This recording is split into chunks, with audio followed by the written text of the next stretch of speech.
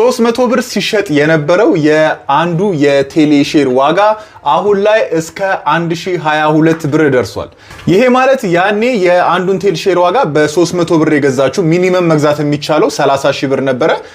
ሚኒመሙን እንኳን በ30 ሺህ ብር የገዛችሁ ሰዎች ዛሬ ላይ ከ300% በላይ አድጎ እስከ 90 ሺህ ብር ይኖራችኋል ወይንም 60 ሺህ ብር ትርፍ ይኖራችኋል ማለት ነው በጥቂት ሳምንታት ውስጥ።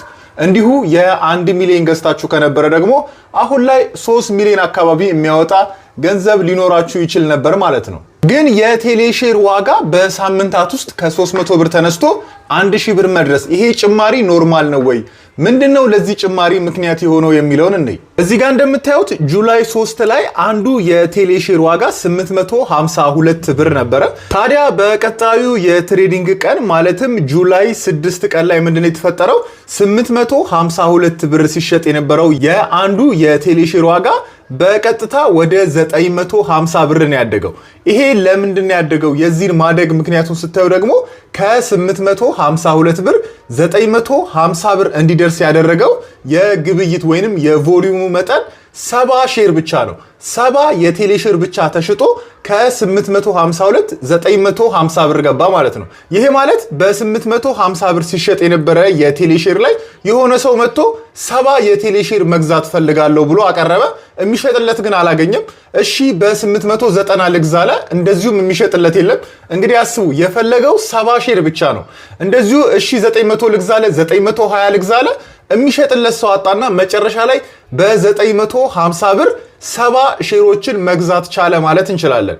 አስቡት 70 የቴሌ ሼር ለመግዛት ከ850 እስከ 950 በአንድ የቴሌ ሼር ዋጋ ላይ 100 ብር ጨመረ ማለት ይሄ ማለት አብዛኛው የቴሌ ሼር የያዙ ሰዎች ወይ እንዴት መሸጥ እንዳለባቸው አያውቁም ወይ ደግሞ እንደዚሁ የመሸጥ ፍላጎት የላቸውም ልንል እንችላለን።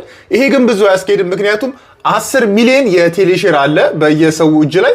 ታዲያ ከ10 ሚሊዮን ላይ 70 የቴሌ ሼር የሚሸጥለት ሰው ጠፍቶ የቴሌ ሼር ፕራይስ በ100 ብር ጨመረ የሚለው አያስኬድም። እንደዚሁ ደግሞ እዚህ ጋር ያለውን ቀጣይ አጨማመሩን ስናይ ከ950 ብር ወደ 1021 ብር ሲያድግ የተሸጠው የቴሌ ሼር ብዛት 5 ሼር ብቻ ነው።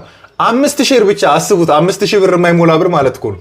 5 ሼር ብቻ የቴሌ ሼር ዋጋ ከ950 እስከ 1021 ብር ድረስ እንዲያድግ ምክንያት ሆኗል ማለት ነው። እንግዲህ ለዚህ ምክንያት እኔ ማስበው አብዛኞቹ የቴሌ ሼር ያላቸው ሰዎች እንዴት መሸጥ እንዳለባቸው አያውቁም።